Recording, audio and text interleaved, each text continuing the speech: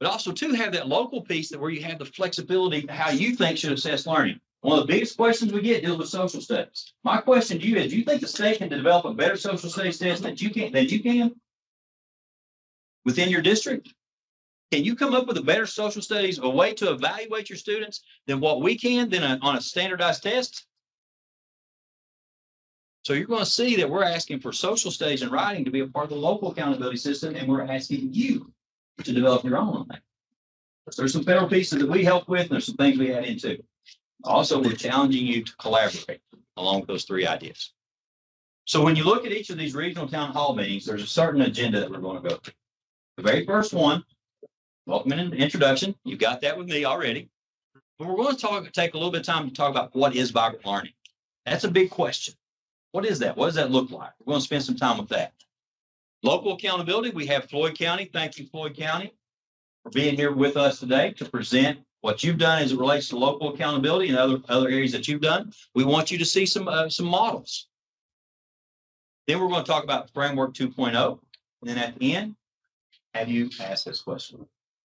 So that's the agenda for tonight. I'll turn it over to Dr. Staff. Are you next? Nope. All right. Let's do it. I'm going to tether myself because if I start walking and talking, y'all be here all night with me. No, I've got a timer in the back. I'm a walker and a talker. That's how I taught when I was in the classroom. So I'm Crystal Doolin. I'm a regional innovation specialist with KVEC. I work with districts in the southeastern part of the state. I actually work with several of you that are in here. Glad to see you all. And if you're in my section of the state, I look forward to meeting you. And Alexa Harden is in the back of the room. She's the other regional innovation specialist that takes care of another section of the KVEC neighborhood. So we are eager to work with you in your United We Learn vision. What I want to do is start with students. I want to center our work tonight and our thinking and our mindset around the student experience. So whether it's on your phone or in your wallet, please pull out a picture of a student that means a lot to you, a student that's important to you, someone you love. Actually, pull it out of that wallet or pull it up on your phone. I have an assignment with it.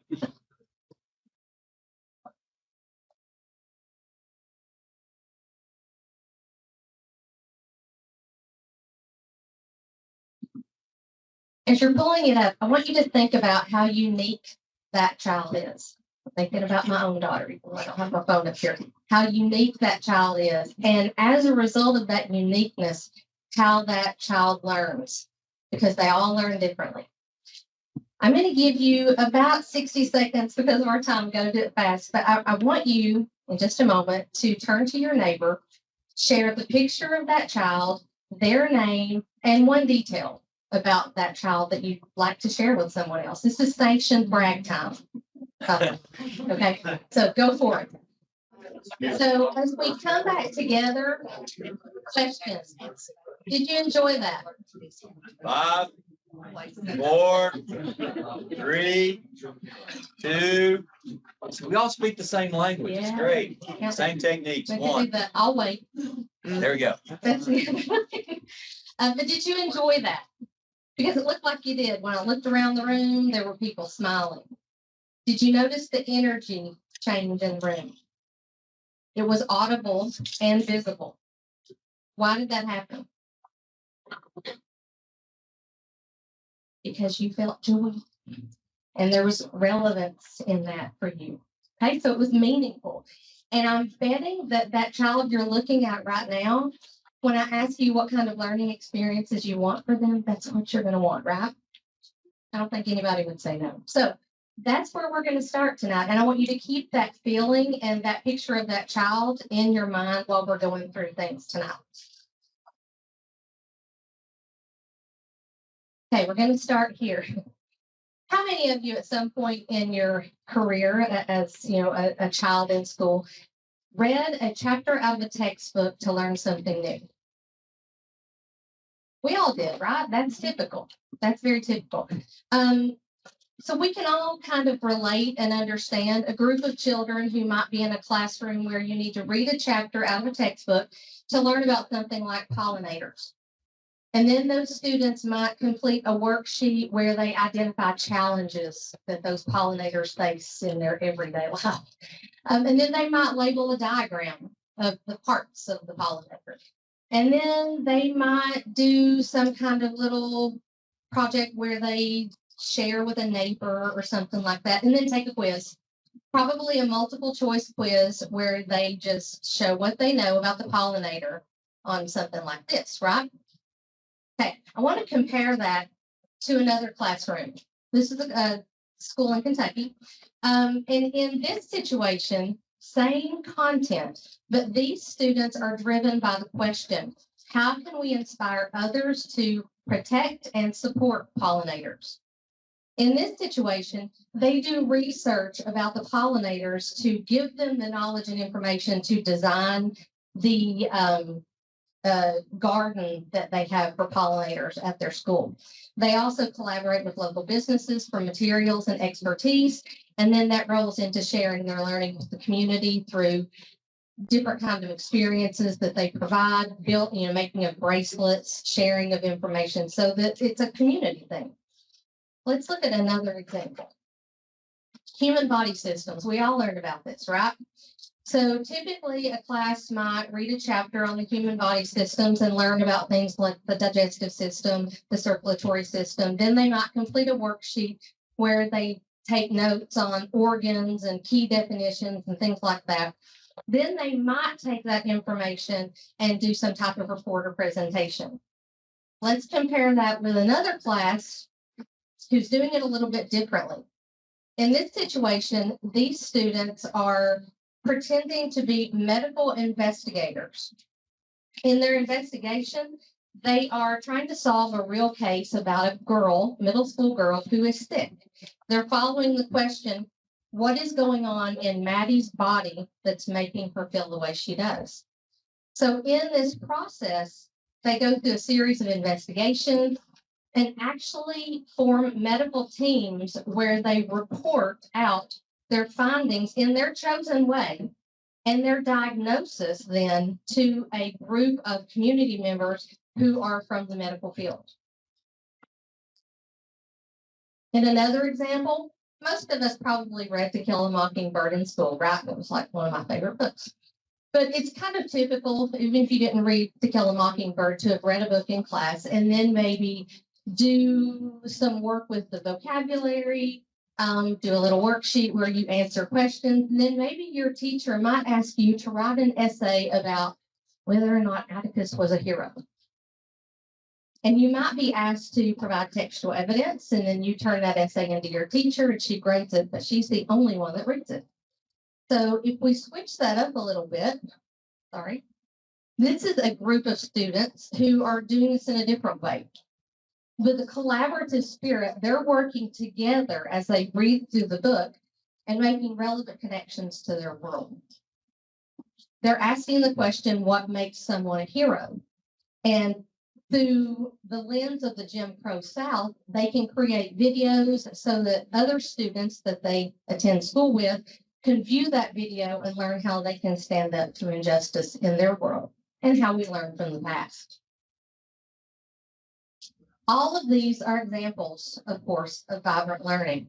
None of them are bad, but I think if you look at the difference between the black and white picture and the color picture, you see where the shift to more vibrant learning provides a better student experience, right?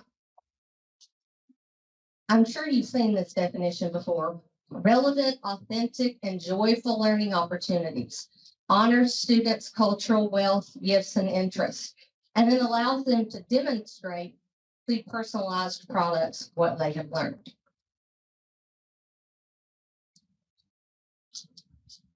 This is another reflection on vibrant learning.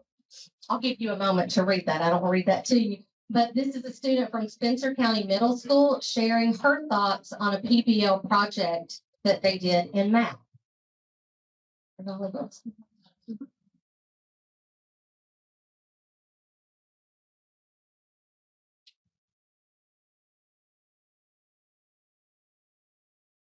think she says it better than I ever could. So while Kentucky districts are transforming the student experience with vibrant learning, districts are transforming the experience because they're changing up how they do things with portraits of a learner. We're developing lifelong learners that after their K-12 experience, we hope will go out and become productive members of our communities. So in the spirit of this process that the state's been going through, the Kentucky Board of Education adopted a Kentucky Portrait of a Learner, which I'm sure, like I said, you all are familiar with. But this is a collection of knowledge, skills, and competencies that we hope that students would know and be able to exhibit. Kentucky Board of Education adopted this, but many Kentucky districts are actually creating their own. And we want to acknowledge that they're creating their own without it being mandated, just because it's good. 140 plus districts across the state either have a portrait of a learner or are in the process of developing one. And they're all unique to their individual community, which is what makes it so beautiful. And many districts are also creating performance assessment systems to measure those agreed upon competencies within their district. So if we go back to the moonshot, we remember that the moonshot of the whole process is to create that accountability system that is meaningful and useful to all learners. And like Dr. Fletcher said, the best way to do that is through involvement with your local districts working with their communities, where communities have a voice and are part of the process. So we have several that are beginning across the state to engage in local accountability, as was mentioned. So we'll take just a minute to talk about what local accountability is. Local accountability is defined here, and I won't read this again to you, but this is Brian Priestman from Fleming County. Really brilliant definition of it, so I'll give you a moment to read that.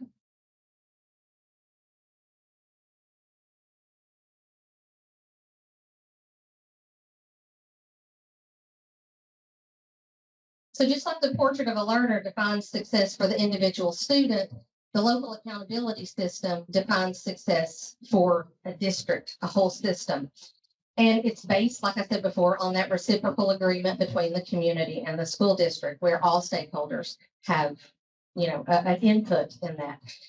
We are really fortunate tonight because we have, sorry. Before we have Floyd County come up, one thing that, and thank you so much for doing a great job. One thing I'd like for you to go back to, and I want you to go back and think about that picture at the beginning. Think about how much the world has changed already for that person in that picture and how much it's changed.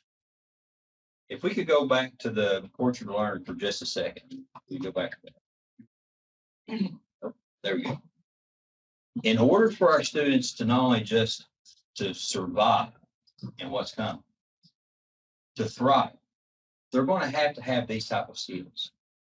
For example, I talked to a science teacher who's a good friend of mine, and actually she's my wife's best friend in the world.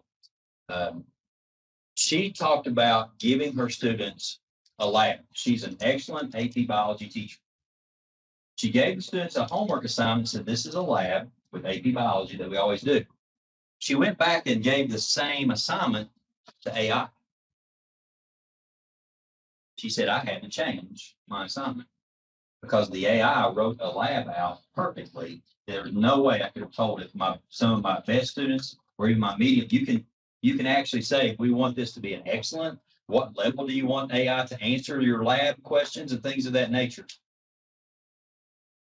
You'd be amazed. And some of you have already been a part of this, of what AI has done and changed what the students are doing already. I guarantee, I think we all would be shocked the percentage of the work that our students are doing on AI and giving to our teachers. So in order to survive and to thrive in that type of setting, how are we making sure that students can be critical thinkers? How are they demonstrating that? What does that look like? How are we going to prepare that person And I showed a picture of my son to Jennifer when he was like 4 and 5 years old, back when, I could still wrestle him down and tackle him. He's 18. I can't do that anymore. And not get out of bed the next day. But how in the world are we going to prepare him to handle not only AI, but whatever the future may look like in the job market, unless we look at these type of competencies? Prepare him or her that's in that picture. So my question to you is, do you prefer that black and white setting, the standardized test that you saw before, and it was purposeful to be a black and white? Or do you expect your child to have those vibrant learning experiences that prepares them for an uncertain future? That's the goal. Vibrant learning that prepares our students for whatever life may throw at them. So that being said, we'll turn it over to Floyd County.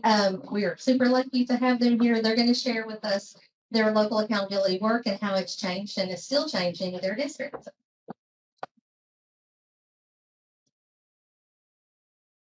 Hello, good evening. I'm Denise Isaac. I'm the director of high schools in Floyd County. We have 3 high schools. We have our School of Innovation and our Area Technology Center. And I'm Amy Newsom, and I hate hearing myself on a microphone. But I'm the DOC with Floyd County Schools. We have lots of stories, but they've limited us to 15 minutes. So those of you who know me knows I can go way back and talk about this all night long. This is truly my passion, and it has been a transformative experience for Floyd County Schools and our students. So I'm going to let Amy begin. Slide. Okay. So I just wanted to start and tell you a little bit about Floyd County in case you don't know. We are a district we have about 5,000 students. We have 920 employees, and we have 13 schools. And they asked me to say what it is that brought us to want to seek local accountability. And that is, for me, I can think the desire for greater transparency, that you hear people in the community constantly asking and thinking, where did the money go? Where did this happen? What, they want to know, and they're not getting that information from us. And one of the things I say is, if they don't get it from us, they're going to make it up. So I'd rather them get it from the horse's mouth. And our goal as a district really is to have more personalized learning for our students, because we talk about the diversity and how different all of our students are, and we should be teaching them that way, in a diverse way. And to be more transparent for our community, and to also be community aligned, because when we let our students out of our schools, we want them to work in our communities, and most of the time they're moving out. So if we bring our community people in and we're meeting their needs, then we're going to be able to keep our kids in our communities and grow our communities. So we became an L3 district through Mrs. Christina Craze at the School of Innovation, applying for the innovation piece. And if you know me, you know I'm the type, if I see something that's really good, I want everybody to know it, because I know my 3 schools are very, very competitive on the basketball court, but I tell them to forget that stuff when it comes to the classroom and when we come to our leadership meetings, because just because they were doing that at the School of Innovation, I wanted everybody to have those kind of experiences. So in my career, I was the elementary school principal. I was K-8. When I went to the district, I was the CIO, and I led our innovation. So when we ended up getting to the School of Innovation, my kids that I had in K-8, they were in high school. Okay, so I knew a lot of the kids. Well, there was this kid he was in the law enforcement pathway, and he was on a treadmill. And I was so impressed with that kid's motivation, really and truly. I mean, he was there. He wanted to do that. He was getting his requirements in for his law enforcement classes. And they told me who that kid was. And I was like, I remember you all, he was in 2nd grade, and I used to cry almost when I'd see him come down the hallway. He was the whiniest little kid, and he didn't want to go to class, and his mom and daddy didn't care if you went to class. He was just glad to be there that day. I felt so sorry for him. But when he met the law enforcement teacher, he was the SRO at Floyd Central too, the law enforcement teacher that went to School of Innovation. And you all, when I say to you that this kid's life was changed, I am telling you, I'd like to tell you more about it because it truly was. And it was because he was passionate about what he was doing. Then when we had our first L3 meeting, that same kid, he stood up and spoke about it. Well, I think it's great that you all even want to hear our opinions about assessment. He said, I'm terrible at standardized tests. You know, you all couldn't even believe the kid came to an after school meeting. I mean, it was just unbelievable. And then I can tell you about 50 more stories like that because you all know I'm truly passionate about those kids in Floyd County. And really and truly, this in-home innovation idea started when the coal miners all got laid off. And BitSource was saying that they were going to train coal miners to code. And I was like, that's incredible. You know, they wanted to put these coal miners back to work. Anyway, I can tell you stories like that all day long. So it was very transformative. So we've been hosting a few nonprofits in our district. And one of the greatest things right now that we've got going on is Rule Up. The lady is from London. She applied for a power grant and she received the grant. Now we're to the point in Floyd County with this process. We're ready to begin internships and apprenticeships next in the fall. And Rule Up is going to be able to pay our kids to do those internships the first 300 hours. So we are so excited. We can't wait to see all of that come to life, to be real honest with you. We had a little girl that had worked at Dairy Queen from like after school till closing every evening. Well, she's in the farm pathway. And she talked to the group from over at one of the local pharmacies. And now she gets to go at 12 o'clock to the pharmacy and do her internship till 6 o'clock. And she went and told the principal, she said, I've never been able to just go home like at 6 o'clock after school. I mean, you all, when I came to high school level, and I realized how many kids are working to pay the bills in their household. I mean, I just couldn't believe it, but that's the majority of our kids. And so for that little girl now to get to go home at 6 o'clock, well, that makes everything I do every day worth it because that's just one kid right there that we've started with. So one of the things too, when we started our School of Innovation, let me talk about this real quick, is the workforce development needs that we had in our area. I didn't even realize that was a thing, y'all, when I first started this. But using the Kentucky Stats information now, one of the big things that we use is our IOP data with what our students are requesting. That's huge for us. So as a director, I now get to present our IOP data to each of those high schools to let them see it. And we have one of our high schools not offering health care. And there's 129 kids wanting to go into healthcare at that school, you know, and I told that principal, I said, I don't know how you deny that. So it was, you know, luckily we've had great partners. Big Sandy Community and Technical has been phenomenal. They helped us do a teacher that they sent a teacher up there for about an hour a day to get those introduction classes because those kids had never had any of those. So, but we do have health care. So in order to show how we meet our workforce needs, we have health care at all 5 of our campuses in Floyd County. We have business at all 3 of our main campuses, just trying to meet those needs. And we started a digital portfolio back when the tech standards first came out. Mike Bell sitting over there helped, you know, put that all into play, and it's phenomenal. But some of our best digital portfolios comes from like our welding kids. I mean, you talking about, you know, my brother-in-law, I tell this story every time I present, but my brother-in-law said, I interview kids. He has a construction company, and he said, they tell me they can do these things, but really, I don't know if they can do them until I hire them. So now these kids have been able to walk in and show their skills on their digital portfolio. And I'm showing like this because I can show you my digital portfolio right now on my phone, and kids can do the same. So those are the kids that are so proud of what they can do. So it's just amazing, and it's been fantastic and worth every second that we've put into it. So that being said, where we're at, because everybody's at a different place. There are some districts that haven't even started. There are some districts that are way far ahead of us. We are at the place where we are actually doing the portrait of a graduate. It's being implemented. And all of our students, K through 12, keep a digital portfolio. And then they do their defensive learning at 8th, 5th, 8th, and 12th grade. So with the defensive learning, that's what's so cool is that we have people in the community come in, and on a later slide, we're not going to have time, but there's a video of one of the kids giving their defense, and it's really cool because they get offered a job.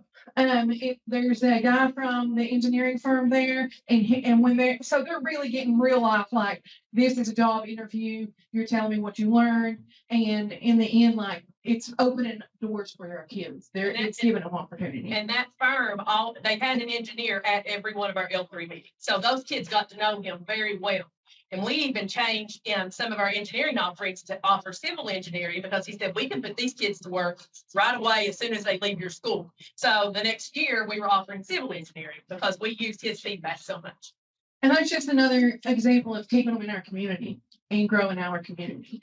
And so number one, the picture here, I just wanted to kind of talk about a little bit when we developed our portrait of a graduate, we used a lot of those tech standards because when we look at those tech standards, they align very closely with what we want for our kids. Then take it to the L3, and the L3 says, yeah, this is what we're looking for. And they're business leaders, they're community members, and they say, we actually said to them, when you interview a kid from Floyd County, I want you to say that kid is from Floyd County. I don't want, not because, oh, that kid's from Floyd County, but because that kid knows what they're doing. And I can tell every time a kid from Floyd County comes through my door. And so that's how those competencies came to be, how we decided on what we were going to do with the business people, with our students, with everyone in mind. And then what was really weird is it was like 2 years later or 3 years later when the Kentucky Portrait of a Learner came out. And I was just like floored. Me and Mike sat there and was like, Mike, look at this. This is exactly what we've done.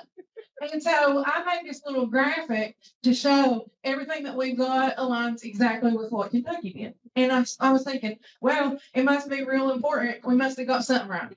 I mean, if the state's doing this. Then on pictures 10, 4, and 5, I just had to put those there because they were super cute. And wanted to talk to you about how we want to take this all the way down to kindergarten. Right now, we are touching on those, and we're really trying to get all the way down to kindergarten. But you see a lot of people focusing on high school and that kind of thing. But we want our babies to say, hey, here's what I want to do when I grow up. You still have a color book for the little ones? I brought the coloring book for the little ones. So Mike was very integral in this. Me and Mike went through and made the competencies in picture form. And then we got a grant through the L3. And we printed these for every student in K through 2. And they can use them in their homerooms. And they are picture form so that the kids can know what a competency is. I don't expect the kindergartner, once you use the language, yeah. But I don't expect the kindergartner to say, I'm a creative communicator right off the bat. But they can identify pictures of what a creative communicator looks like. So we put that in picture form. Then we went through and did like each of our CTE because we're very focused on our CTE. And we said, if you go into agriculture, thank you, then here's the different careers you can have. You could be a vet, you could be a farmer, et cetera, et cetera. And then we did, here's a connect the dot of a track. And this is a computational thing. Because you're going 1, 2, 3, 4, 5. And that's for the little. And I ain't giving Mike no credit for this. We had the idea to make mascots. And so that was me and Denise and Rebecca at one of the meetings came up with the idea to make mascots.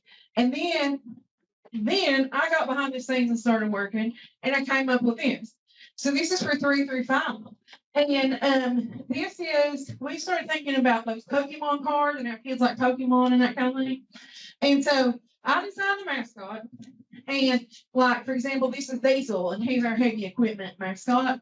And it tells you all about what Diesel does. And then on the back, he's an innovative designer. And here's why he's an innovative designer. And so the kids can try to collect all those, and they're telling me I've only got 5 minutes, so I'm going to talk really, really fast. There's commons, there's rares, and so that's to get the kids excited. Next year, I'm going to try to make it into a Pokemon game, like type of thing. And then we have other things for high school, but we'll move right on. So one of the things we learned, I'm sorry, I want you to see these. Like they were having career day in Head Start. But our Head Start teachers, we realized, didn't even know the pathways that we offered at the high school. So we wanted to try to begin to make those connections. Like Brooke Moore, I always tell this story. Brooke Moore's little girl in kindergarten, she wanted to be a dog walker. And I'm like, Brooke, she don't have a dog. You know, I mean, this little girl wants to be a dog walker. But I said then, if that teacher could have said, oh, do you know we have the ag pathway? We had that veterinary science part. You would love that to go, you know. So I thought about how we all begin to coach kids, you know, especially in their careers. We do that at some point, but I wanted everybody to kind of be on the same page and to know how to direct them into what pathway. So that's how we began to get everybody on the same page. Okay, so we have a lot of links right here. You will get this presentation, and it's the IOP. So anything that you see that you want more information about, feel free to reach out to us. It's how we connected our portrait of a learner to everything that we do. So we try to make that connection so that the portrait of a learner competencies are the thread of everything that we do. So it's embedded in our IOP, our career pathways, our lesson plan, everything we do. So we'll let Amy talk to us about the last slide. Okay, so I'm so excited. This is the part I'm so excited to tell you about. Please don't cut me off. Here's where we're going. And that's the part that's really, really exciting is where we're going. So I made this here website. And if you will click on that, I want to tell you a little bit about it. Can you all open this? This is not live yet. Yeah, it's not live yet. And because it has not been through our L3, we have to take it back and get our community's input. Will it not let you open it? It is. Just give me a second. Oh, okay. So what we decided, and really the collaboration part, like Mr. Fletcher was saying, is so important because these ideas right here, they were not my ideas. These ideas came from Greenup, actually. We sat down and I looked at Greenup stuff and I was like, man, that's amazing. So we talk about that transparency. So we have now created this dashboard. It has not been rolled out yet. I don't think everybody in the district's even seen it. But what it is things that we gathered from the L3 that people wanted to know. And so I went through and made like a Looker Studio so we can update it. And as we update it, it updates that live. Now, here's the important thing. This is not live, and the reason being because we haven't surveyed. We need to survey our community and find out what our community actually wants. This is just here as a model to show where we're going. We've had a lot of snow days. Yeah, we've had a lot of snow. And then, so this can all be that way. Like if somebody says like, well, where'd you spend your money? Well, you don't really have to ask. You can just pull up this website and see where we spend our money. So that's all there.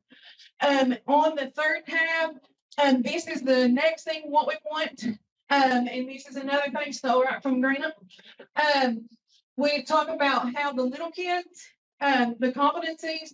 I'm so excited about the competencies. So we broke them down for littles. So this will be elementary. This is 2.0 because we didn't do this originally. So this is just been a new thing. And it's a building block. So like an elementary, it's going to be curious learner, problem solver. But underneath that, that's the 8 competencies. They still get the 8 competencies. It's just in an easier form for our elementary teachers and then this Explorers Essentials would be our middle school. And that's not rolled out yet. This is where we're wanting to go. And that'll go back to the L3s again, and they will determine what to keep, if they like it, if not. And then there's one more thing. Oh, I didn't put it on there. Micro credentials. So we started talking about how we're going to monitor all this because it's a lot for a district to monitor 5,000 kids. Actually, Mike and I looked at 5,000 portfolios last year. So it's a lot. And there's one of you this year. Yeah, and there's only one of me now. So, the micro credential badging system, I've actually started, I've got a background on that. So if anybody knows a lot about that, I would be more than happy for somebody to help me. Because I've got a background, I've got it going, sorry. And we're done. Bye. We can help. Oh, he said, and then this morning, we were on the KVEC, meeting, and I was telling Amy, once she came over, I was like, they have some micro credentialing already going on. So we're definitely going to link some of your things to our ILPs we looked at today. And just, we were very thankful for all of those resources this morning. Let's give them a hand, please. We have any questions now for Floyd County? We do have some extra colored book, cards if anybody wants to look at. Any questions for Floyd County? Now, again, the question here is, what is vibrant learning? What does that look like? And the beauty of this is one, think about your student having these types of experiences. And again, we know this is going on in pockets across the Commonwealth. We want to spread that. And something else that was so nice about what just happened, someone asked for help. And then how many people in here can provide that help? That's what we're looking for, is collaboration. How do we work together? How do we provide these type of experiences across the Commonwealth? And then the other thing I'll say is too, can you see the excitement? Joy and relevance. Joy and relevance. Can you see the excitement? The same thing with Woodford County that presented last night. The joy and the excitement. And again, I shared this with superintendents earlier. When we talk about vibrant learning and then also into local accountability, and I'll turn it back over in just a second. I have a bad habit of taking the mic. I need to apologize to these ladies a lot. Is whenever we talk about that, for example, in Bullitt County, and I'm going to paraphrase here, they talked about vibrant learning, local accountability being a game changer for their district.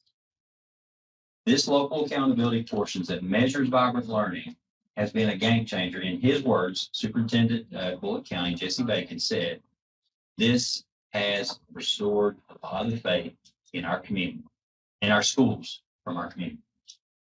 Kerry Ballinger at Rockcastle County, who started this local accountability work in vibrant learning and pushing it forward, said, even if it wasn't a part of a larger system, local accountability based in vibrant learning will be a part of what Rockcastle story is moving forward, even if this accountability system doesn't move forward. So with that being said, I'll turn it back to you.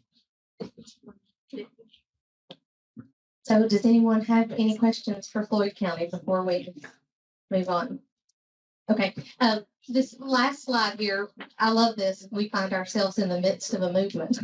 As you can tell, like he was just pointing out, there's joy and there's relevance for the adults in this situation. It brings life back to what you're doing when you see these things happening. So just in case you want to be checking out some other local accountability systems, you can scan the QR code up there in the upper corner. Thank you, Karen, for putting together a folder of local accountability examples for us. All right, and with that, I'm turning it over to Jen for staff review. Thank you.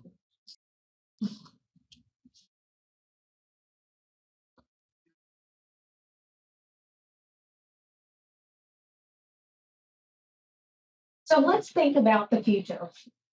We're thinking about the future. We're talking about the future of assessment. We're talking about the future of accountability. We're talking about the future of education as a whole. What will the world be, and what will it look like in 50 years? 50 years. We just had a new year. It's 2025 right now. 50 years, it'll be 2075. Can you even imagine it? Can you even imagine what it will be like in 2075? Can you imagine what it'll be in 4 years? We can't define it because our world is changing so rapidly that we can't even define or think about what it'll be in 50 years. But think about the loved one that you brought up on your phone and you thought about. How old will that loved one be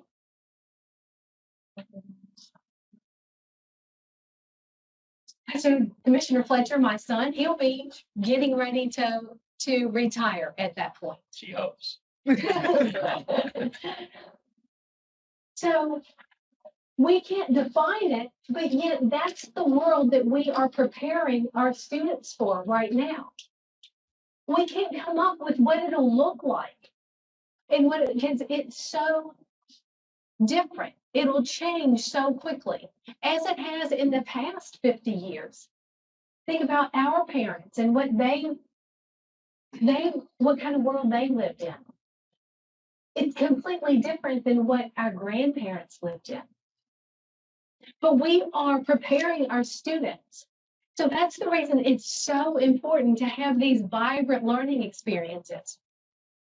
That portrait of the learner that Denise and Amy talked about, that connection, that critical collaborator, that creative person, that critical thinker. We have to prepare our students for a world that is unknown. So we got to give them those skills and those thoughts, that knowledge in order to be successful in an ever-changing world. If we think about it, a critical thinker is going to be an enduring skill no matter what a student, whatever they face as they go through life. If they're a critical thinker, it will serve them well. It will serve them well. If they're creative, it will serve them well. If they're a collaborator, if they're a communicator, it will serve them well. Those are enduring skills that we really need to, that we're trying to help you focus on as part of local accountability system. Right. So we're talking about assessment and we're talking about accountability. Those are two different systems. They're interrelated, but they're two different systems. And when we're talking about assessments, we're talking about those tests. So think about the assessments, tests in that third grade math, that third grade reading, the fourth grade science, fifth grade social studies, on-demand writing, editing mechanics. Those are the tests. Then we're talking about a different system of accountability. Those are those pieces that reflect the success of the student or the performance of the students within the school. So those are the indicators such as post-secondary ratings indicators, graduation rate indicators. Those are the accountability pieces. Assessments, tests, accountability, the reflection of the school and the performance of their students. Interrelated but different. So when we talk about this vision of a future assessment system and accountability program, we're looking at incorporating these vibrant learning experiences. Denise talked about the second grader that was impacted in the law enforcement. And that student is engaged. It was joyful because it was relevant to him. So meeting the students where they are and engaging them so that they are excited, they have the willingness to be at school, to be in a classroom that is joyful, that they'll want to show up for each and every day, that they will not have the discipline in the classroom for that teacher because it's relevant, it's important to them, and it's going to impact their learning. So meeting those students where they are in vibrant learning experiences. Collaboration. The ladies talked about the collaboration in the local community. They talked about the welding. They talked about the healthcare programs. They talked about the need for keeping their students here and growing their own, because your local community needs a vibrant citizenship. They need workers to contribute to a prosperous Kentucky. When our communities come together in collaboration, it's to the benefit of everyone. The benefit of the student, the benefit of the community, that their parents. When our communities support our schools, That's where the success comes in, where we grow and then we prosper as a community. So building that collaboration, those partnerships within our communities, bringing together our local chambers of commerce, our business leaders, our faith leaders, our parents, our students, they have voice in their education. That's what we're looking at as a local accountability system, bringing together and engaging in the conversations so that our local communities decide the priorities and what's important to them and what they want to see out of their school districts. We've had a couple of examples that we've used in local accountability system. We've heard of micro-credentialing. We've heard that Floyd County, Amy shared that micro-credentialing may be a direction they're going to go. That's it. That's important to Floyd County. We've heard other districts say that they want to focus on social emotional learning. That's important to a different community. Having the supports for their students to be able to engage and feel protected, or feel like they can be in a classroom. So local accountability can be different. It can be different and it can be prioritized by your local community and support of that school or district. Now, that's a departure of where we've been, because where we've been is that every single school, every single elementary school, every single middle school, high school, they had to be held to the same indicators of accountability. They had to take the same test in order to have that accountability. And there's parts of that is in this version 2.0. But what we're looking toward is building systems of collaborations where schools work together, schools work with their local communities, they work across districts. Maybe that partnership between your high schools that are so have such a rivalry in your local sports teams. Maybe they have that collaboration when it comes to the education of their students. And Tracy Moracy at Green County may cry when I call her a little later, tell her that you talked about using her board. So again, just also being a contributor. If there's another district in this state that looked back at Lawrence County and said, you know what, we pulled district Lawrence County help us. Man, that's the biggest compliment you can get. It really is. I saw that a couple years ago and I told Mike then, I said, Mike, when we get there, we have to go back and look at Green County. Well, we're kind of there. And then Rob had the meeting plan and Green County was presenting that day. And I was, oh, perfect. This is great. We're going to get to hear all the details. So I was really glad she got her tech issues worked out that day. So that's the kind of system that we want to build in the future. We want that to be a partnership across the Commonwealth, whether it's the next county over or whether it's across the state.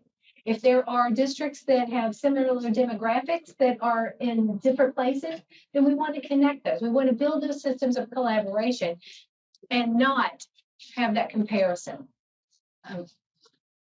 Looking at also bringing in external evaluators, not to evaluate, but to actually look for exemplars in ways to connect communities and districts in ways that they may have good practices in one place, or that they see another school is maybe having the same challenges, that they can connect those districts. So putting together those collaborations, those supports for each other for, again, the increase in advancement of our students. One thing that, and if you remember prototypes 1, 2, 3, and 4, we talked a lot about accreditation style. And our definition of accreditation style deals with having that external evaluator come in and say, let's say that there's a district that has excellent practices in collaborating with their community. Or maybe there's a district that has an excellent system of defenses of learning tied to their portrait of learning. If we have that external group to come in and to identify those exemplars, that there's more examples across the Commonwealth that you could go to. Maybe that district's a lot like me. I started to make a joke about koi salmons. For those of us that know koi salmons, is that if you can work with koi salmons, then call Murray Independent. Please don't tell him I said that. No, Koi and I are good friends, but still yet, we don't want space to be a barrier. We don't want it to be just because it's 8 hours away. How in the world can we work together to make sure we're lifting each other up? And it goes back to that collaboration, identification of exemplary practices, and making sure that we have that opportunity to work together. Thank you. So you have framework 2.0 on your table. So I'm going to go to that second page. That second page of it has some of the details. And again, we're talking about two distinct systems. One for the federal accountability that identifies the schools of need of support. That's that lowest 5% of schools that need support, called CSI, or continuous support and improvement. Those schools that need student demographic groups that need support, called targeted support, or TSI, targeted support and improvement, or the additional targeted support and improvement. So looking at this right-hand side, the statewide measures that are federally required. Those first 5 bullets are accountability. So looking at the accountability indicators of reading and math being a focus in a federal accountability system.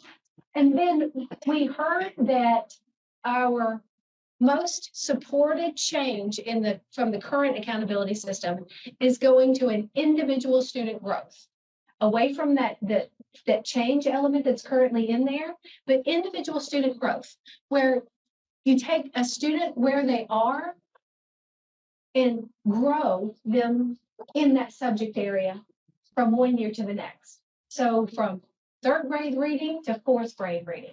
So individual student growth. Looking at also transition readiness, leaving that as it is. Transition readiness is the preparedness or the demonstration that our students demonstrate for whether they are ready for college or career, and moving on there. So there's no changes in transition readiness nor the graduation rate. Graduation rate would continue to be the 4-year, and that all important persistence to 5-year graduation, because we honor those students and their parents and those teachers that provide the efforts to get that student to graduate in that 5-year, that 5th year. English language progress for our English learners and their acquisition of the English language and growing those skills in English language. Now, the last bullet there is in accountability is the climate and safety survey. We heard very clearly from our stakeholders, our Kentucky United We Learn Council, our Board of Education, and our local Superintendent Advisory Council, that student voice was important to have in an accountability system, a federal accountability system. That last piece, that last bullet is assessment. Okay, so moving from the accountability to a federally required science assessment. Science assessment is required by the federal government to be administered once per grade band. That's elementary, middle, and high, once per grade band. This model proposes that assessments are provided in science at those grade bands, but include also science assessments 3 through 10, so that students are demonstrating how they are doing in science before we get to those grade level or those grade band assessments. So demonstrating the importance of science and how that leads to better math, reading and math skills. Commissioner? If you notice, every time I stand up, there's a little grin that comes to her face, and there's a reason for a lot of those, probably all my fault. But with that being said, when you look at the science assessment, just as Dr. Stafford pointed out, we are federally required to give a science test that is uniform and to report it. But I tell you what we would like to see. We'd like to see districts develop their own competency-based systems, their own performance-based systems that would better evaluate science and implement your local accountability. We still have to give the science assessment. We have to give one that's uniform. We have to give one that's reported. As a matter of fact, it makes sense to pull the science out because let's all face it, we know where we are. We've got to look at our standards again, our assessment. We have some work to do in science. When I say we, not only at KVEC, but also within our classrooms. So we have that work that we have to do together. So it makes sense to pull that science out and focus on it separately. But you know what? It would make a lot of sense to see districts develop their own type of science assessments that they want in their local accountability. But that's up to you. If you want the science assessment to be your local accountability, that's up to you. We're not saying you have to do that. That's totally up to you. If you want to use the science assessment that we have, that's totally up to you. Or if you have one that you've developed, and you'll see the same type of thing with social studies and writing in just a second, that's up to you. That's up to you as a district. That's up to your community. But to me, science lends itself to those performance-based assessments so well that we can do a better job of assessing science if there's those type of things, and those need to be locally developed. So again, we have to give a science assessment. It does not have to be a part of that overall score for CSI, TSI, ATSI. It is not federally required to include science in that score. And we're not including it in that score. It's separate, reported separately. So we are meeting the federal requirement. We're just not including it in that CSI, TSI, ATSI identification process. I hope that makes sense. Yes. So now let's look at then local accountability. And these two pieces here, the choice measures and the local measures line with the local accountability system. Now, the choice measures are required to be in your local accountability system, but the choice is how you include them. Starting out with social studies and writing. Social studies and writing will be offered assessment state developed 3 through 10. So it's important to have social studies and writing instruction and assessment. And we think that's important enough to be included in a local accountability system, grades 3 through 10.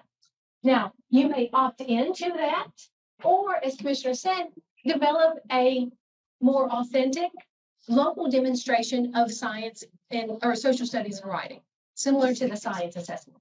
So you can opt in to which test, remember the difference between assessments and accountability, you can opt into which assessment that you give, but include it in your local accountability. Does that make sense?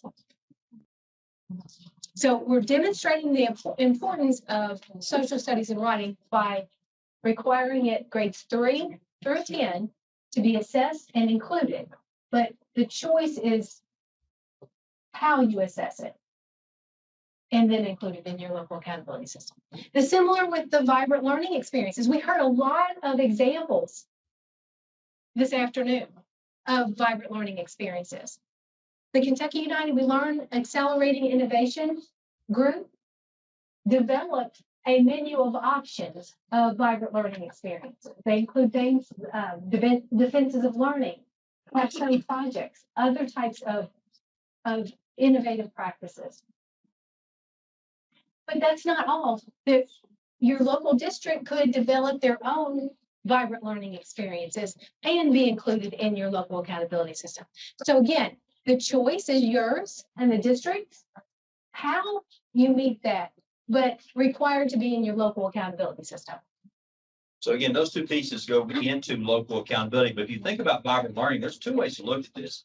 What percentage of our students are engaged in vibrant learning experiences? So one way you could think about this is kind of like we do with transition readiness. Are they a part of capstone projects? Are they part of defenses of learning? And then how you display that's totally up to you. We're not telling you how to. We're just telling you it needs to be a part of it. Now, or you can take it to the next level, saying, what's the quality of your vibrant learning experiences? And how do you measure that? We're not telling you how. We're asking you, and again, we'll help you develop. We know that there has to be some work there. And then how exactly does that vibrant learning look in your local accountability? We heard very loudly and clearly that we want to make sure social studies and writing is required as part of the accountability model in the local accountability. And then there's been questions, do we include it in the statewide? One of the things that in all of our surveys, what's come back to us each and every time is to streamline that federal piece down to the basics, to what's required. And what you see here, we have, I don't think we can streamline it anymore. I mean, there's some choice in there whether or not to use the climate and safety survey, but we've streamlined this down on the federal requirements as much as you can see. So everything else is how you implement that into your local accountability system. So that's social studies and writing. So you can look at this as some of the requirements that we were asked you to have, or let's say ask it, we're requesting that you have, would be social studies and writing in your local accountability system, vibrant learning, and then the interim assessments. And I'll turn that back over to Dr. So the interim assessments is where we've gotten some feedback on in this version. So in the current version, I'll introduce to you what the currently is there. And then what we've heard is another variation that could be a framework 3.0. So in this current version is that the state would develop and provide interim assessments in reading and math, grades 3 through 10. Interim assessments, reading and math 3 through 10, to be administered at the fall and the winter, that would align to the Kentucky academic standards, as well as that last summative assessment that would be taken every year for that federal accountability piece. Now, in our survey, we had 67% of our respondents say that they would be willing to give up their own interim assessment system in lieu of a state-developed one. So right now, that's the way it's in there, that the state would provide it and districts would then have that available to them, giving instructional information that they could use in their classroom the very next day. What we've heard, though, is that over the past couple of weeks when doing these town halls and superintendent meetings, that they'd rather have those interim assessments to be opt-in as well. That if they like their math, if they like their STAR, if they not like their iReady, that they would continue on with those and they would pay for it. The districts would pay for it. Or they could opt in then to those interim assessments and the state would pay for that. So that's a little different about where we are right now. Currently, in this current version, it would be that the state would offer and replace those. Version 3.0 may have the opt into those, and then you keep your local. And please put your input down on that. Absolutely. That's what we're here for, to hear what your thoughts are on that. And again, this is a new concept to opt in to portions of the assessment system. And again, those interim assessments, as Dr. Stafford pointed out, would align with the summative assessment at the end. That would give you instructional, and we would look for the same type of instructional information that you get in your Mac, STAR, and iReady. Because we would have to put out an RFP. We don't have a vendor in mind. We would have to put out an RFP to say, these are the requirements that we're looking for. As a matter of fact, to get even into more detail, it is required that we assess the grade level standards. So would we have our interim assessments to have a portion of it to be static? When I say static, that would actually evaluate those grade level standards, but be with a wraparound of adaptability. So they would give you something like what you see with Map and iReady to give you better growth models and probably better information as it relates to instruction. So, and that's in a system I think that Alaska is looking at, to be honest. So that's one of the things that we talked about there. So there's a lot of ideas out there about how to handle interim. Probably right now, and if we hear a lot more about this, that districts would like to keep, because how much money have you invested in MAP and iReady? We get that. But on the other hand, if you have something that's perfectly aligned as closely as we can anyway, because we want those interim assessments aligned with the summative. And again, the summative has to be uniform. We can't change that. You don't have the option to opt in on the summative. That's part of federal accountability. Everyone has to take the summative. You have to. That's part of it. So again, the opt-in part is those interim pieces where you could, if we do a 3.0, and that we would say you could either continue with your fall and your winter windows of MAP, STAR, iReady, or you could utilize the state interim assessments that align with the summative assessment. And again, there's been alignment studies with what you're using already. It just depends on what you're comfortable with. So we're listening. That's what we're trying to get a point across to you, that we're listening to. That's right. That's right. And the last piece there, those local measures would then be what would be the priority for your district and your community around your local measures that would align to those portraits of a learner. So we talked about those portraits of a learner, those critical skills that are transferable skills, like critical thinker and creative collaborator, and that. So you may have a district, and we gave a couple of examples earlier, but you may have a district that says, the arts are important to us, that dance and music and performing arts is important. And we want to see that as part of our local accountability system. So that could be options that are aligned, again, to the community's priorities and that portrait of the learner. So the assurance that the community is engaged in those conversations and that educational discourse in developing those local measures and local accountability system.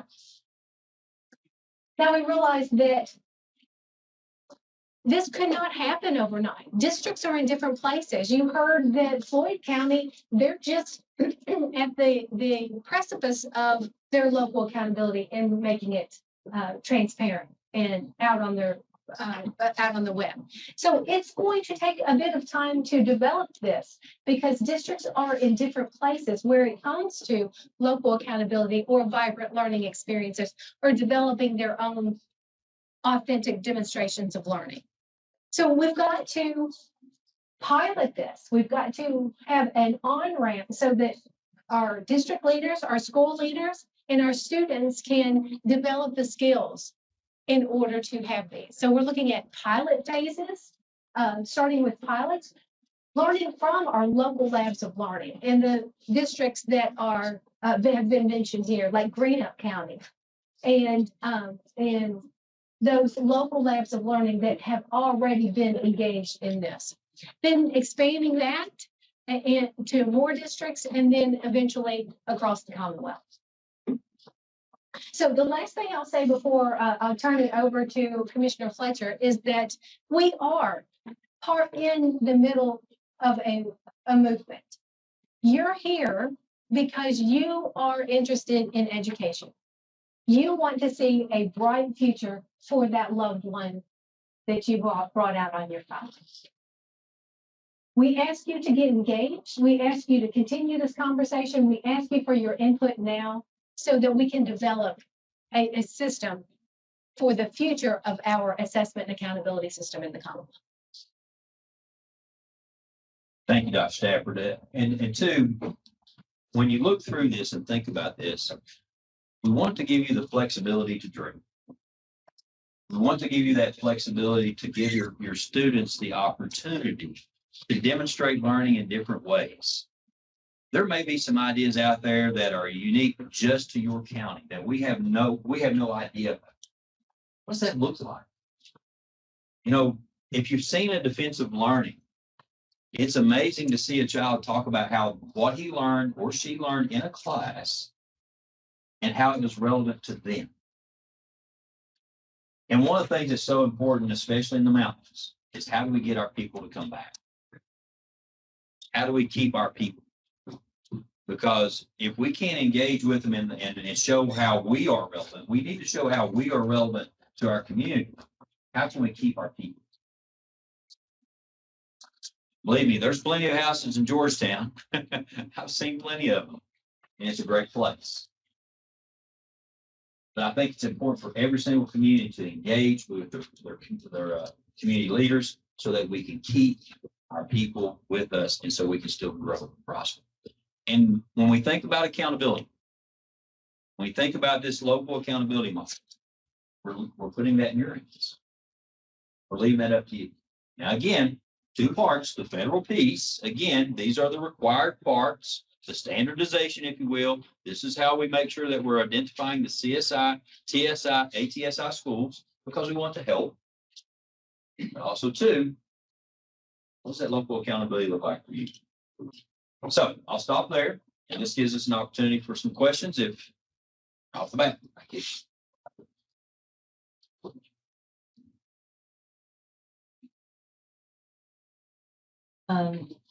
Kim Surgeon, you know me, social studies, so you know why I'm here. So we'll establish that pretty quickly. Initially, first look at this, because there's been a few, as you say, prototypes and that kind of thing that's been out there. I was initially pretty worried about the othering of social studies, because when you look at just this, the aspect of being a citizen, every aspect of it is what we talk about. Those are the concepts and practices that we do of all the subjects. You know, the one thing, regardless of their occupation, that our kids will do is they will be a citizen. So initially looking at this, I was incredibly concerned, especially because I think that for our social studies standards, we've only had them 5 years, and 2 of those years we were deep in COVID. So we could not get out there to our teachers and everything else. You said earlier, can't we create a better version, you know, of that social studies test and everything that would match our community? Well, considering that we've had some limited experience with that, you know, in some of our districts and things, the big thing I'm worried about in all of this, and I wrote the question down so that I will go on forever.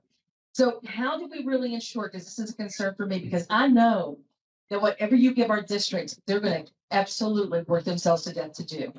And I know that because I believe in these people. I've had the tremendous opportunity at KVEC to go deep into these districts and to work with these folks. And I promise you, every time they ask me, what do I do? Show me what I do. And that tells me that there is genuine effort and concern. They really want to do the right job. It's not just compliance. So that being said, how do we ensure equity?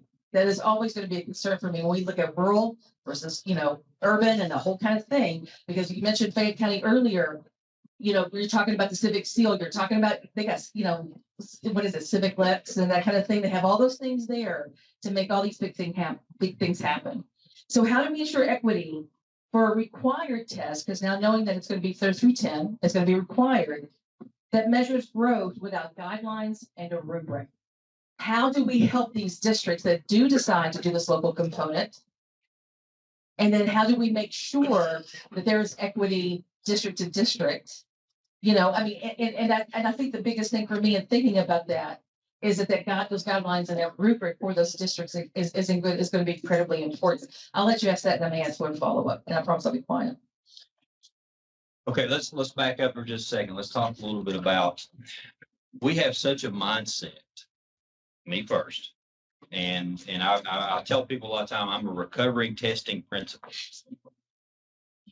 And what I mean by that is I was a principal in a PLA school, a middle school, and a high school. I also went to a district that was on its way to moving out of PLA status.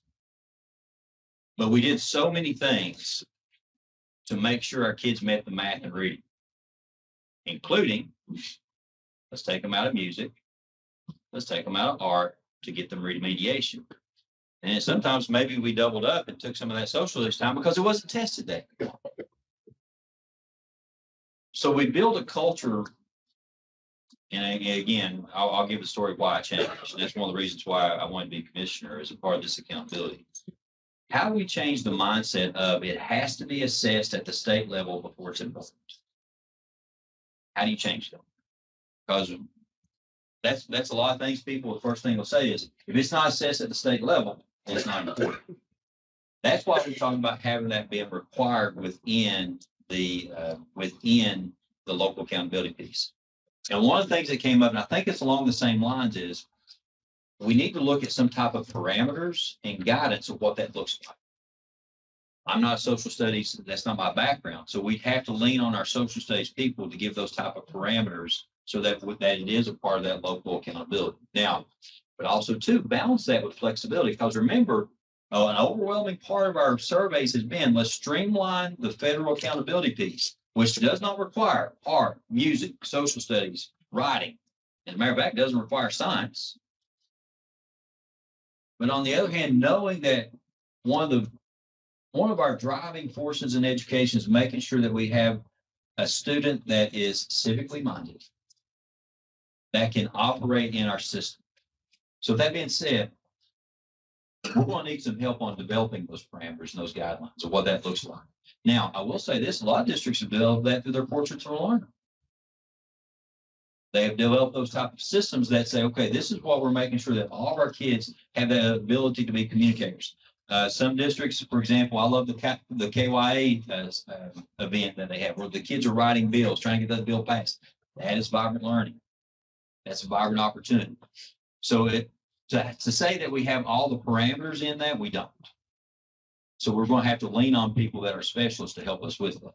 Now, but again, balance that with how do we give as much local flexibility as possible? Jennifer, anything you want to add to that? Good. Okay, so just to follow up on that, and I want to say that, okay, and full transparency also in this component, I want to step out of my KVEC cap for just a moment. I'm also president of the Kentucky Council for the Social Studies. Mhm. So I do think that we have a tremendous opportunity for a partnership, because I think that when we think about this, because we do, and we have these teachers from all across the state that we work with, and then we also have some of those, exemplary teachers that we know of that we can pull in. But I think that is one thing that I would really like to see. If we're going to collaborate locally to create these things, well, then let's collaborate statewide to talk about how we can do that and how we can support, because I'm a fan of the single point rubrics. Don't give me the floor, give me the height. Give me that rubric that says your social studies assessment should be. And the only other thing that worries me is that we don't have social studies and social specialists in every district. We don't even have them in every cooperative. And so I think that's another component that maybe should be considered, especially in the development of these local assessments and that kind of thing. What kind of supports can we create for these districts when these districts do not have? And that's something else too, as we talked about a little earlier, when we were talking about that outside group to come in and to identify exemplar practices, we could put that as part of, okay, this is an exemplar system for evaluating social studies, and then put that as a model throughout the state. It's going to take a lot of collaboration to make that happen. The biggest question that happened last night was the person asked me point blank, is it part of the number system? I said, no, it's not. There's not a number assigned to social studies that goes into that federal accountability, not in 2.0. But on the other hand, too, how do we make sure that I'm going to take it a step farther, that we're intentional, not just embed, but intentional on teaching what's important in those social studies standards, because if anything else, if you look at the portrait of learner, there's so many parts of that are so embedded and a part of those portraits of learners. And the last thing, we have competencies and skills for days in our standards. So this whole idea that we sit around social studies teachers and just give all this information and kids take a rote memorization test, those days are gone. We're inquiry based, and inquiry is vibrant learning. Yes, absolutely. And thank you so much for being patient with me. Oh, you're welcome. And then the other thing too, that no show of hands, but in your mind, raise your hand. How many times have you maybe been in your own district or a school that you work in? They didn't teach social studies in 3rd grade. They didn't teach social studies in 4th grade because it says in 5th grade. Our kids deserve better. So when we were talking about developing those assessments 3 through 10 that districts can use, that was one of the points of that.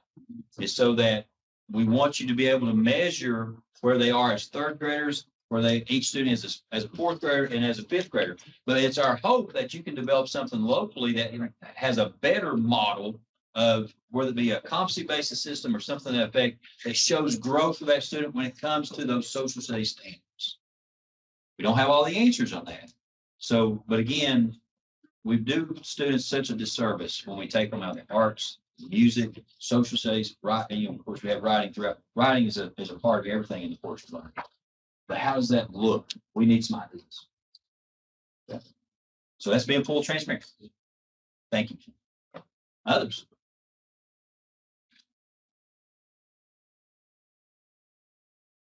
Anything that you like, golly, Dr. Fletcher, please don't change this. I like hearing that too, I promise. Yes.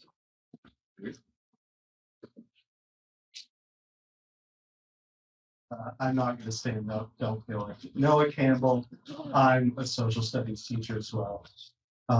One of the questions that I had was pretty similar to Kim's over here. And that's that you brought up that social studies is becomes essentially an opt-in type of thing.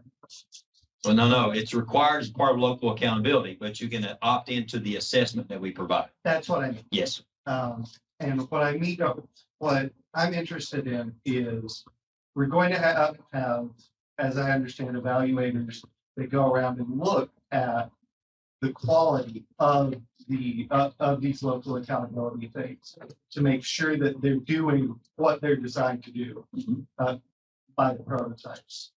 And my question is, if you, as part of the accountability thing, if the external evaluators come to some school district, hypothetically, and they say, we see what you're doing with this, but we're not really, it's not quite aligned with what we want yet.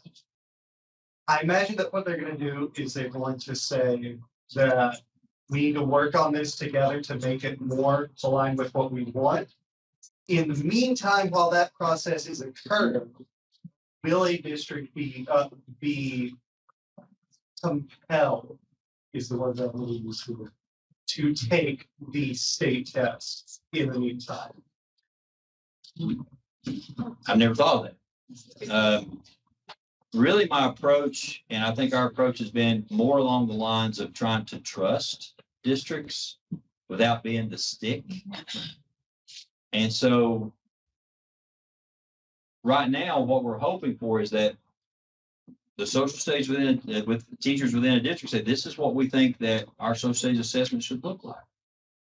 Now, would they be compelled? It is state law that all standards be taught at each grade level. And it's our responsibility to make sure those things are happening. And just like when I stand up, Dr. Stafford. So I think that, no, you and Kim are going right where we are at in developing the supports, because our teachers are working so hard and they're doing such great things. And we want to build those supports across the Commonwealth. So if there is a district that is doing exemplary things in social studies and we see that and we know that, then we want to connect those teachers and be collaborative and work toward the betterment of all of our students. And a superintendent yesterday said that he hoped that he had the best. When he had open heart surgery, he had the best doctor. He didn't care whether it was from his county or the next county over. So we're trying to build systems of support so that if a district is doing well, that is shared and openly for all. And going back to those, establishing those parameters, that was a big question. And it's very similar to what was asked yesterday. What do those parameters look like for that local accountability? And do we need to develop a stick, if you will? If it doesn't, how would we compel it? Again, right now, we're just saying we're required to be a part of that local accountability model and setting aside those parameters. But a lot of what I'm hoping to do is to build trust and trusting our district to do this. Now, if there's a situation where we go into a district and we don't see social studies being taught, they're breaking the law. So then we have to get in there and make some discussions and some strong arguments and things of that nature. But I don't see that happening right now. I don't, or at least in what I am talking with superintendents and talking, I see our superintendents really trying to make, and our teachers and our administrators trying to make everything relevant. And we're getting away more and more away from that. let's only teach science at the 7th grade level. Let's only teach social studies at the 8th grade level because that's where it's assessed. But I think that comes back to how do your local people, if you're really going to be accountable to, does your community value that? If so, they need to have that part of the local accountability. So right now, I don't have a stick, if you will, like that doesn't happen. So again, trying to be transparent. Other questions? Yes, sir. Rick.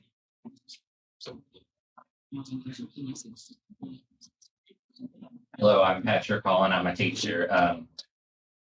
Can you guess what I teach? Maybe in another life. But no, I'm another social studies teacher. Would you believe it? And I want to thank everyone for the presentation this evening. I'll just be brutally honest. I mean, there's a huge part of me that is like really excited about potential here. There's also a big part of me that's a little anxious and just because I think this is really a tremendous change in many, many respects. And so I'm just curious. I think you had said at the beginning of your presentation that some of this work began before your term as commissioner. I'm just curious, over the entire course of the development of this, is this a system that other states have been exploring? Have you looked, and if so, have you looked at those other states?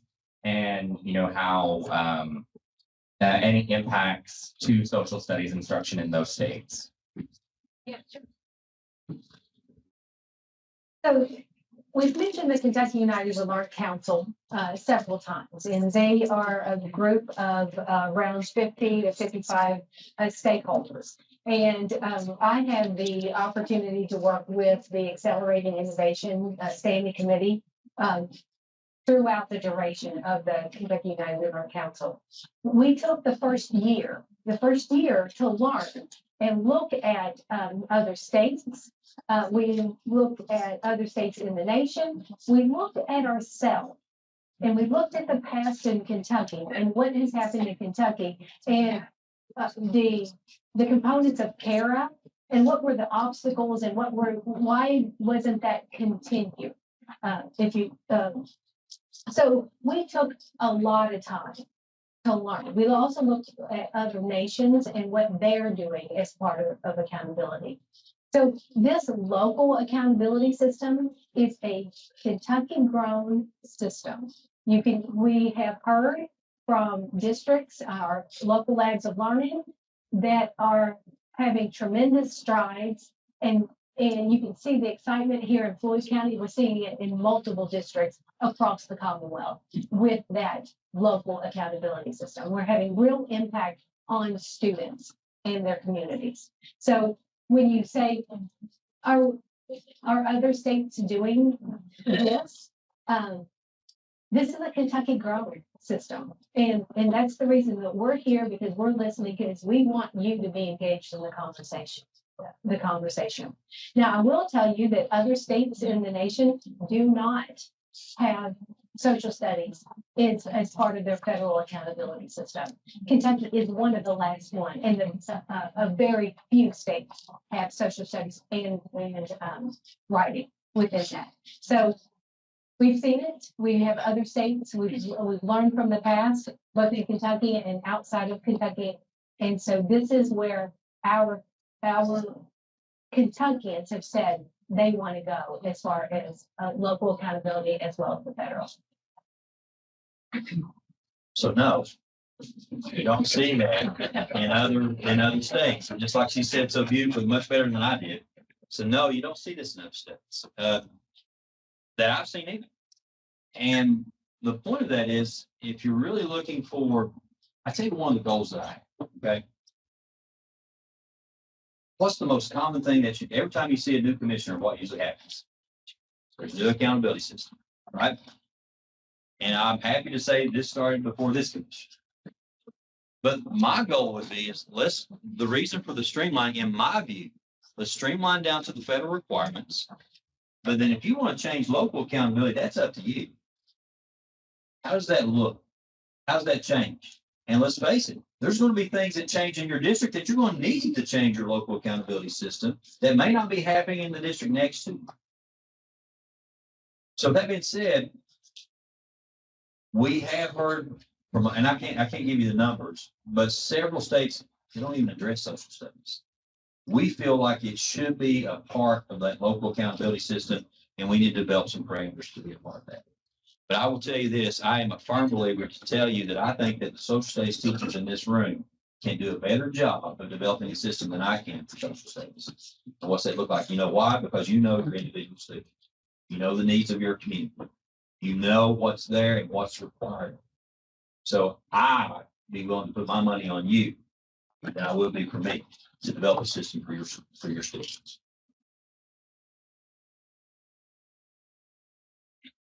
Okay, other questions, additions? And by the way, thank you for those. That's what these are for, is to hear them. I will say that the Cool Council asked the same questions.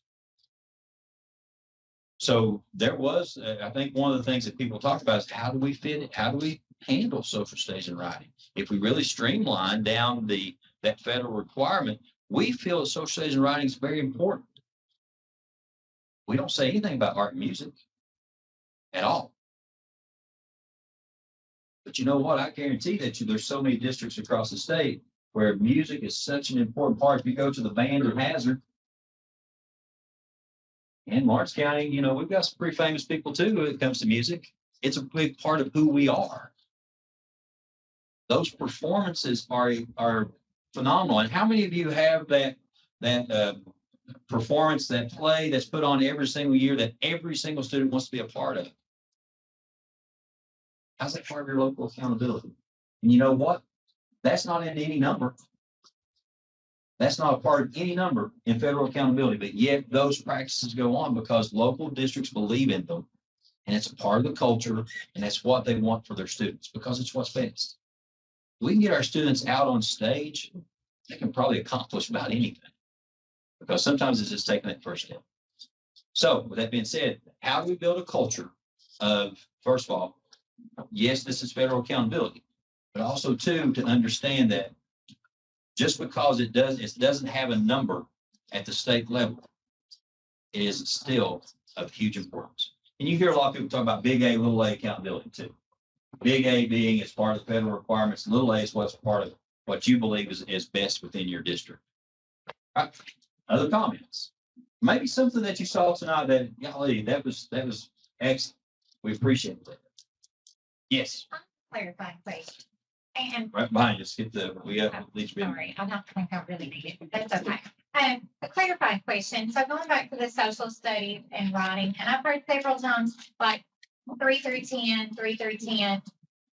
So does this mean in this accountability system, whatever the local measures are, that there would be some type of product for each one of those years in grades 3 through 10, as opposed to just if you opt into the state assessment that would still remain at grade 5 for both, well, grades 5 and 8 for both social studies and writing? At the minimum, we would require something within the grade bands. When I say grade bands at the elementary, but we've also discussed, do we say something needs to be something at the 3rd grade level, 4th grade level, 5th grade level? 2.0 has it 3 through 10. Yes, thank you. 1.0 different. 2.0 does have demonstrations 3 through 10 for social studies and writing. Thanks. Thank you. All right, others.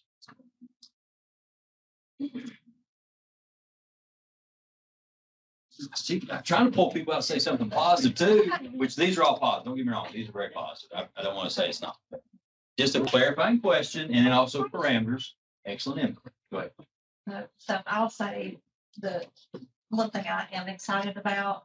My name is Chastity Craft. I'm a literacy consultant for the special ed section of KVEC.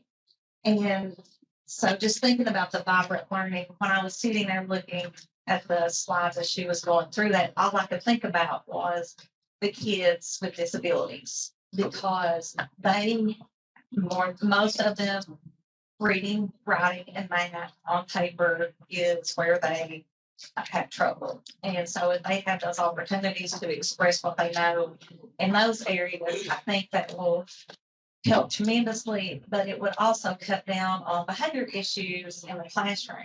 And as she was going through that, one student that I had thought of specifically, not the one on my photo, but another student, as we were going through this, is we had a student, it was, either fourth or fifth grade, because I taught, that's the grade level I was teaching. He was a behavior issue, always, just, hot tempered, those kind of things. So one of the things that we would do to try to get him to calm down or to redirect is he could take apart the computer, like all those untangle the, know about the computer, like actually working on the computer. So we would have him go in the computer lab and the mass mangle of cords in that computer lab. So he would take that and go through and organize all those cords. And so he took pride in being able to go in that computer lab and get that ready for the classes and things like that. So the vibrant learning piece, I'm super excited about. Thank you so much for that. And again, one of the things that was shared in Wilford County, I'm gonna say I chuckled when they said that they were giving all these pictures of different vibrant learning opportunities, and one of them was occurring in their alternative school, and it was a crime scene. And I was like, okay, what are we teaching them to do exactly here in a crime scene?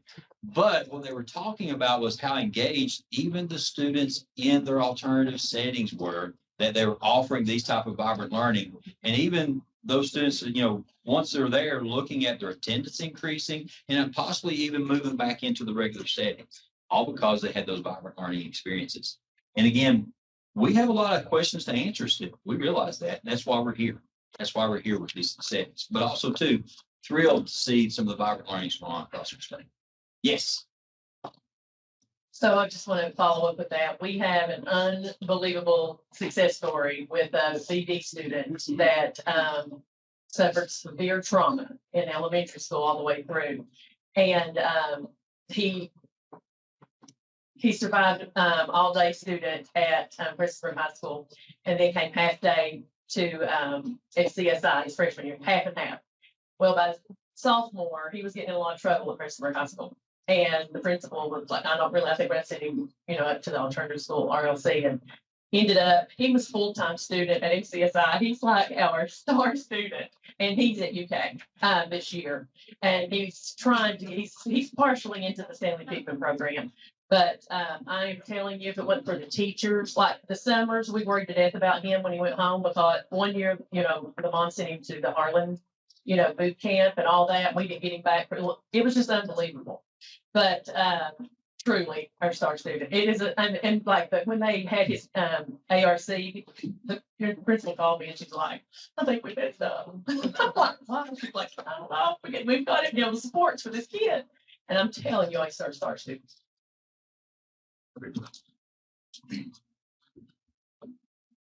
I just want to add to that too, thinking about not just the special education students, but the students who may not qualify, that are the struggling students that may not test well. The vibrant learning and the local accountability is our chance to be able to showcase their brilliance, even if they don't test well on a standardized test. And that's the part that we can't forget when we're moving forward on this. Agreed. Again, and with that idea, there's so many different ways to demonstrate learning. There's so many ways to demonstrate. Now, again, not running away from reading. You have to have the strong foundation reading mathematics. We understand. You have to have the strong foundation in so many areas. But also, too, how do you give students another opportunity to demonstrate learning, to demonstrate success? Because once you open that door for them, they have that little taste of success, who knows where they're going to wind up, okay? So maybe they'll wind up back in Floyd County, do something positive for other students as they go through. Yes. I just decided making some Floyd County thing back here. I was gonna say, we were talking about that student and all that, and I was just thinking about your vibrant learning and all that. Whenever you're sitting around talking to somebody on. Well, it's for the televised. It's for the televised. Yeah. Anything. Oh, there it goes. There you go. Sorry. What's my train of thought? Oh, I know. Whenever we're sitting around talking about our stories, and my friends are like, "Do you remember so and so in high school?" I don't ever say, "I remember that standardized test." Like that was the greatest day of my life. Only thing I care about is they give me donuts that day, But, I do remember dissecting the cat. I do remember shooting rockets and I do, you know what I mean? And so that, to me, is what school should be about. And what we're doing now is not working, so let's fix it. Well, I think the beauty of this again is what does that local accountability look like? How do you work with your community to build that? What's important to the people? Bring in your community leaders, bring in your lawmakers, bring in your legislators, and I promise you, they're going to put a focus in on civics. They're going to put a focus in on social studies and how do we represent that? How do we make that authentic for them? But also, too, I think that when you have students, again, all this is about relevance for the child, and not just the kids that are doing internships, apprenticeships, and other matters like that, too, but also. For example, I went into a kindergarten class in Logan County, and those students were taking cardboard boxes and designing their own toys right before Christmas. And then they had to stand up and talk about their toy and why they designed it. Now, it was kindergarten level, but it's still, I was sitting there, they were being engineers and they were being communicators. And well, I will share that there's a funny story. The commissioner was sitting on the floor with the kindergarten kids, and I needed help up. So the class helped me up, and I was cross-legged, and I got up very quickly, did really well. Then one kid started crying. He said, I wanted to help you. So I sat right back down. Problem was, I didn't get up twice. This is the second time. So with that being said, we got away from the engineering to talk a little bit more about the commissioner needed help. Why did I? He's old. You're old. Yes, I am. I'm sorry. But with that being said, when you go into a classroom and see students talking about erosion, talking about wind damage, and then all of a sudden they're also talking about how they can help with with hurricane relief. That was their culminating project. And that's when we were calling off for the hurricane winds and things of that nature too. So all of a sudden they are involved. They're making a difference. And those were second graders. So other questions? Yeah. Is there any talk about if there's going to be a balance or a weight between local and federal and what we're doing? No. Yeah, maybe, no, I was going to give Ms. Brady a hard time. I'm sorry. Here's one of the things that we've talked about a lot is we're not assigning a percentage to federal accountability and a percentage to local. To put them together, we're not saying 75% federal, 25% local. And I'll tell you why. I don't want a system to feel pressured to give me something that gives them a full 25%. Because then all of a sudden we're gaming the system. We're not getting an authentic, genuine assessment system where you have the flexibility to grow. Because if we make local accountability 25%, federal accountability 75%, and put it together, then there's going to be such pressure to make sure we get that full 25% because we don't want to be in the bottom 5% with CSI, TSI, ATSI. And just like I said earlier, then all of a sudden I've got districts giving us a system that gives them 100% across the board. And that's not worth the paper it's written on. It's not worth the website it's published to. So what we're hoping is to give you that freedom to say, okay, how do we grow?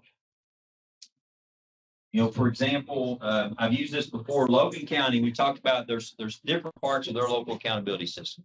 And the fourth pillar deals with student well-being. That's what their community asked for. Student attendance was part of their indicators, but also too, what percentage of their kids are involved in co-curricular, extracurricular activities. That's a part of their dashboard. That's a part of their indicator. And also too, if you look at the research, that's one of the best indicators for success once students leave high school. How involved are they outside? Are they part of that band? Are they part of that football team? Are they part of your academic team, your basketball team? Are they involved in something outside the classroom? And they looked at it and their numbers were pretty low. I want them to have that freedom to say, you know what, this is what we want to work on. This is what we want to grow. So your local accountability systems we want you to have the flexibility to say, these are areas where we need to grow and address the needs that we have. So then all of a sudden, there's no comparability. We're not looking for a competition between two districts to give you that 25%. I told one person if I went to the federal, to the state legislature and they said it has to be a percentage, I would say it's all or nothing. You check these 5 boxes, this is your local accountability, you get 25% out of 25%, let's go.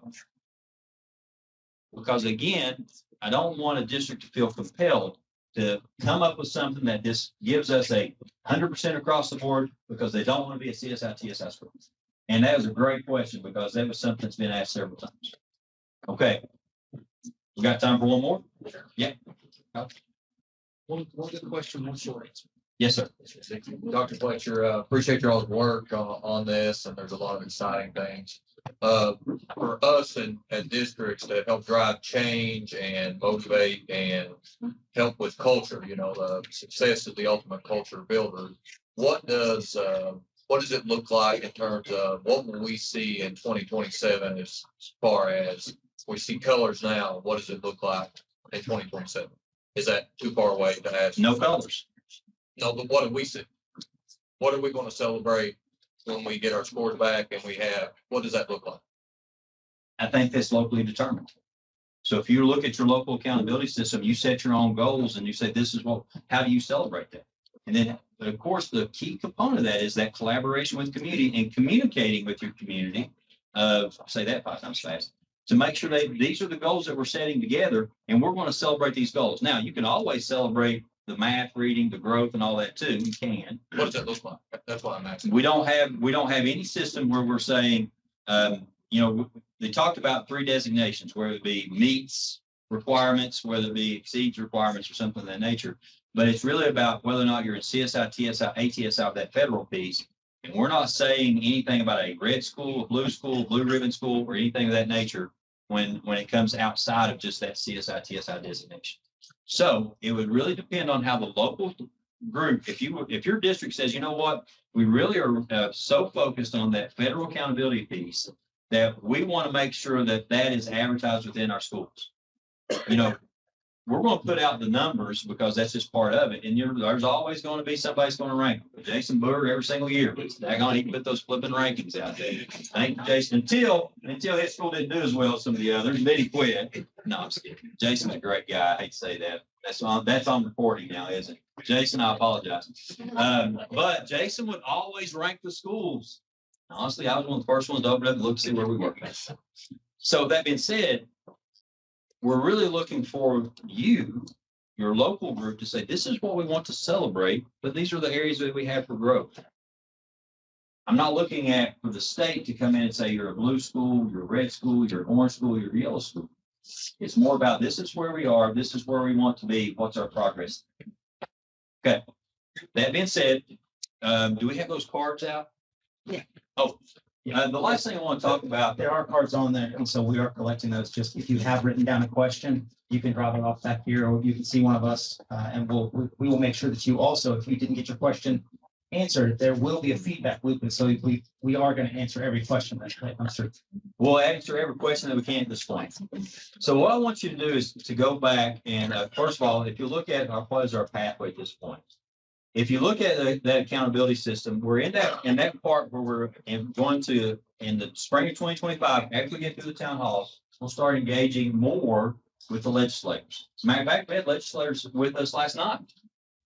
We've also had legislators as part of the cool council.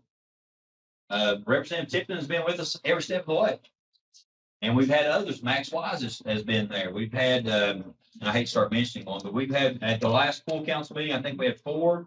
Then also maybe one that was on the broadcast.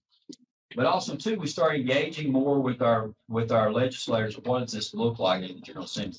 We're hoping to have a final framework proposed for 2026. So again, we're still looking for feedback.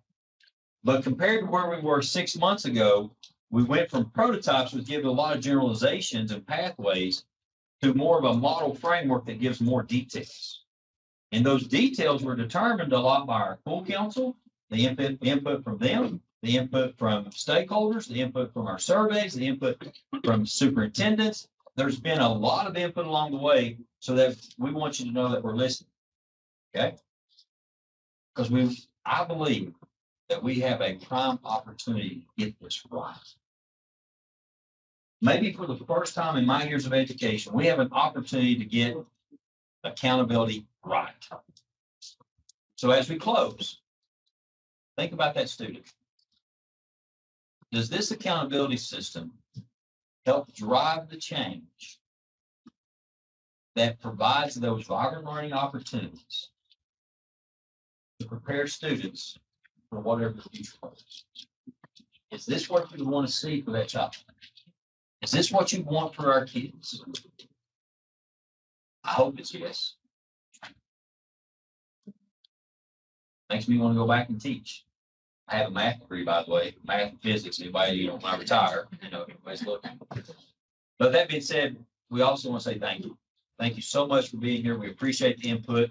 We are taking this down. We love the questions. There are no bad questions. There are no tough questions, but there's all kinds of tough ones. But we take that as an opportunity to learn together. We're trying to practice what we preach when we talk about collaboration. We're here to collaborate. We're here to listen. And I think if you look at 4 prototypes, 2 models, and at least 1 more model coming, that's 7 different versions of an accountability system as we went through. So if you have some more input, we do have a QR code up on the screen.